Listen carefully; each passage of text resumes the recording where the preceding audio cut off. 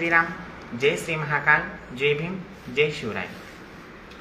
मी शुभांगी शिंदे।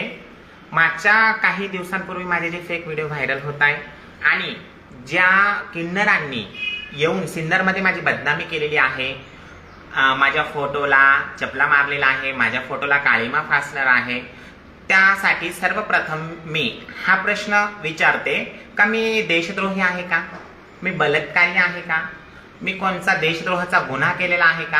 ह्या लोकांनी असं केलं। हे सगळे कोण आहे? सलीम उर्फ सलमाचे हे काय इशाऱ्यावर नाचणारे आहे हे लोक, बरोबर? ती जसे सांगाल तसे हे लोक करतात आणि यासाठी मी असं पाऊल उचललेलं आहे, ज्यांनी ज्यांनी माझ्या फोटोवर, माझ्या प्रतिमेवरती सिन्नरमध्ये येऊन मला मारण्याचा प्रयत्न केला पण मी त्यांना काही सापडले नाही, त्यांनी माझ्या फोटोवरती तो आक्रोश काढला सलमाच्या सांगण्यावरून, सलीमच्या सांगण्यावरून। जे जे किन्नर होते तिचे पेडेबल, तिच्या इशाऱ्यांवर नाचणारे, तिच्या पैशांवर नाचणारे, त्या सर्वांवरती मी न्यायालयामध्ये मानहानीचा गुन्हा दाखल केलेला आहे। आणि त्यांनी जरी हिंसेचा वापर केला पण मी असं समजते, मी स्वतंत्र भारतामध्ये राहते, जिथं महामानव डॉक्टर बाबासाहेब आंबेडकरांनी इतकं मोठं संविधान लिहिलेलं आहे, त्या संविधानाच्या आणि त्या कायद्याच्या दायऱ्यात राहून मी त्यांना उत्तर देईल, मी त्यांना प्रशासकीय पद्धतीने उत्तर देईल। त्यांनी जरी हिंसाचा मार्ग वापरला तरी मी कायद्याच्या चौकटीत राहून अहिंसा प्रकारे मी त्यांना त्यांच्या प्रश्नाचं उत्तर देईल।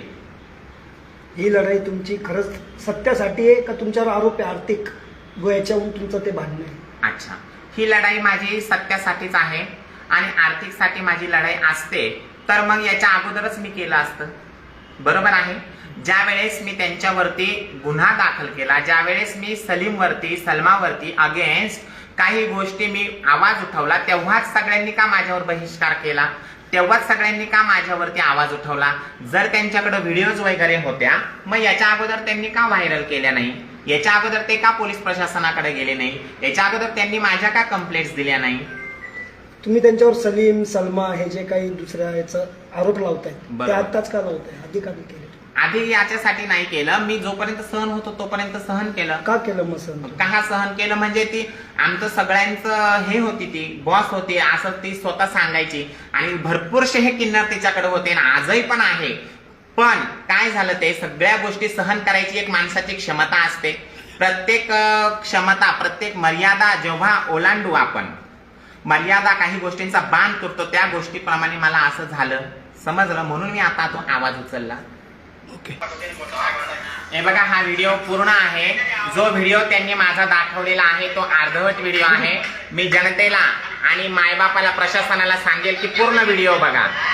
ज्या व्हिडिओ मध्ये मी तिला मारलेलंच नाही तो व्हिडिओ सगळीकडे फिरतो आहे, समजलं?